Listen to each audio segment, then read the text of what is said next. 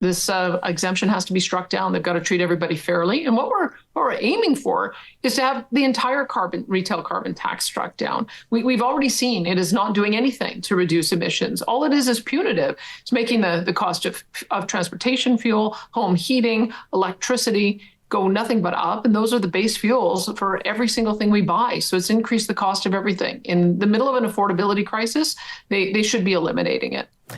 From where we're sitting, it looks an awful lot like one more attempt to divide our country, to reward one region and punish another. And we're not going to sit back and let this unfair carve-out disadvantage Albertans for another winter. And so I'm pleased to announce that this morning, Alberta filed an application for a judicial review of the exemption in the federal court.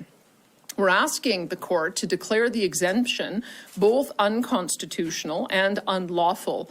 We hope that this will force Ottawa to recognize the burden the carbon tax places on Canadians and eliminate the tax altogether. Albertans know we've got their backs on this. Our government has been fighting the federal carbon tax since 2019. Well, that was Alberta Premier Danielle Smith announcing a constitutional challenge to Justin Trudeau's idea to give a special carbon tax break, but only to certain parts of Canada where they use home heating oil, as opposed to Western Canada and other places where they primarily use natural gas. Joining us now to talk about this is the Premier herself, Danielle Smith. What a pleasure to have you on the show, Premier. Thanks for taking the time. Nice to see you, Ezra. Well, it's a great thing to sue Ottawa. I think it should be the pastime of many premiers, especially when you have an overreaching federal government that's mucking around in business that's not its own. Tell me the theory behind the Alberta lawsuit at the federal court that you just filed. Well, as you know, we have been fighting against the retail carbon tax since the UCP got elected.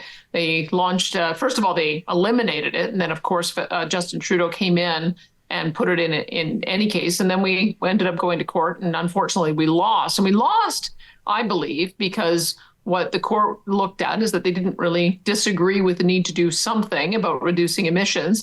And the attitude was, well, if Ottawa's going to do this and you're going to do nothing, then I'll side with Ottawa. And Ottawa was making arguments about how they needed to be able to set a floor price across the entire country. They made it sound like only the national government could do this to make sure that everyone was treated fairly. Well, then they just blew that argument completely out of the water by giving a carve-out to essentially those in Eastern Canada that use home heating oil, which is the most polluting, most emitting type of fuel. And so they've blown their argument up on a number of fronts. First of all, the fairness argument, that's gone. Second of all, trying to dissuade people from using the most polluting fuels, that one's gone. And thirdly, they wanted to make sure that they were giving some support because of the cost at the same time as they've been arguing that their carbon tax doesn't increase the cost of everything. So we feel that because not only is it breaking their own law, they have a Greenhouse Gas Emissions Act, but we also think it's unconstitutional and we're prepared to fight it out.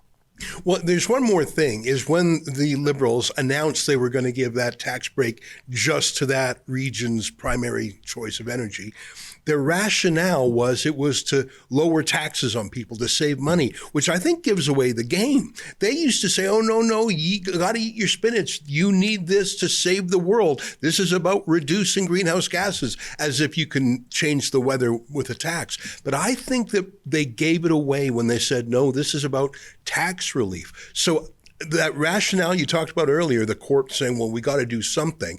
It's like the Liberals have conceded this is just a political bauble to bargain away for some regional votes.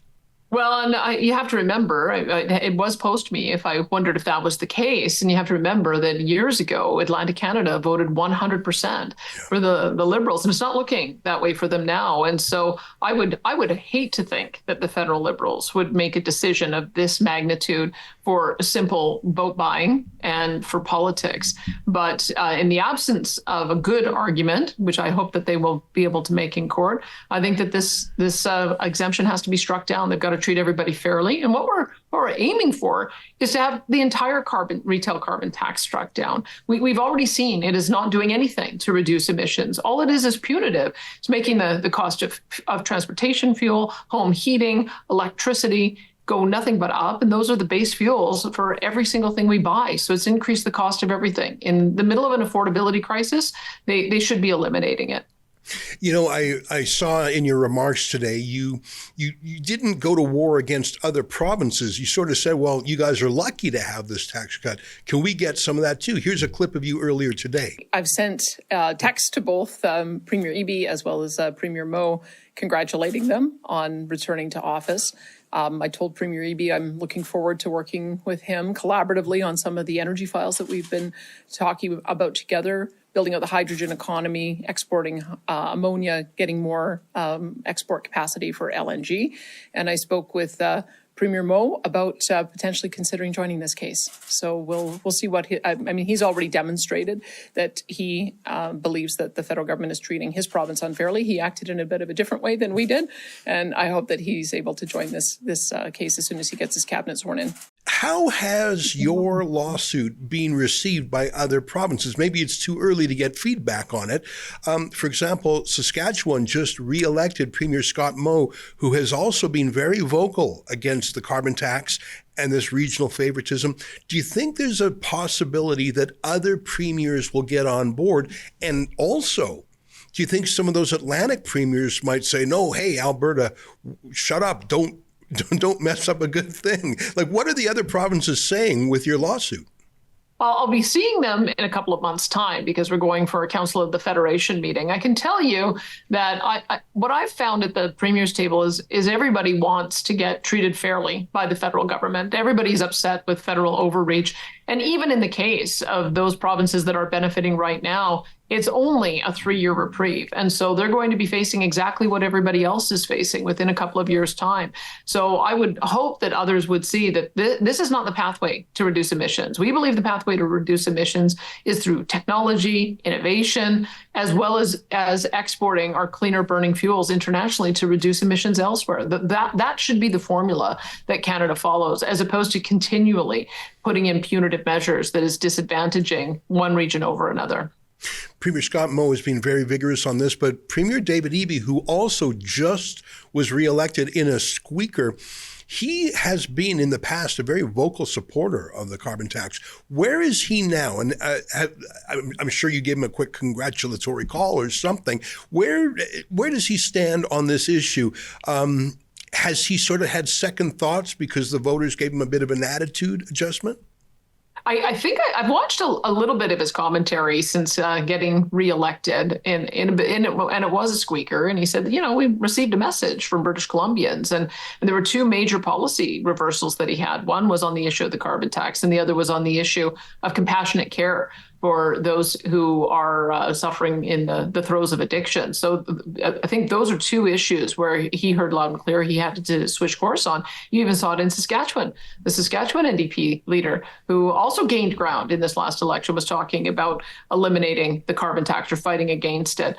And so you're beginning to see that even the NDP, which really has been such a champion of this type of approach, have come to the conclusion that it is not working and it is punitive and it's hurting people in the pocketbook. I have no idea why that hasn't had an impact at the federal level. But there's two avenues to solve problems. One is through politics, the other is through the courts. We had some success in the past at getting other provinces to join us in our previous action, and I hope that others will join us in this one too. Oh, hi, it's Ezra Levant here in Toronto with an important message because we need your help.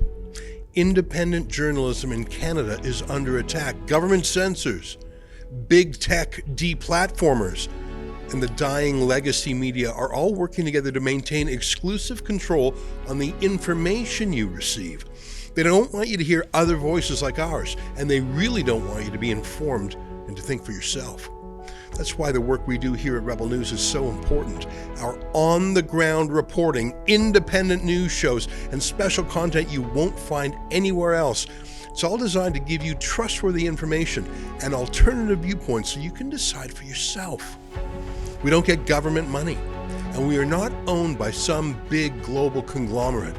We're funded by people just like you, so please support independent journalism and help us continue our work by subscribing and becoming a Rebel News Plus member today, right here on the page. go to rebelnewsplus.com.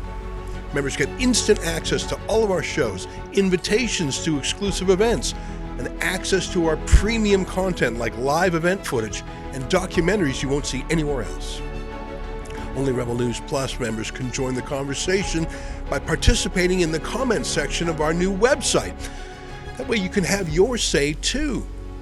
More than anything, though, you'll be able to take pride in supporting real, honest journalism, and you'll help our talented team continue to do the work to push back on the establishment. We really can use your help. We need it, in fact. So thank you, and enjoy Rebel News Plus.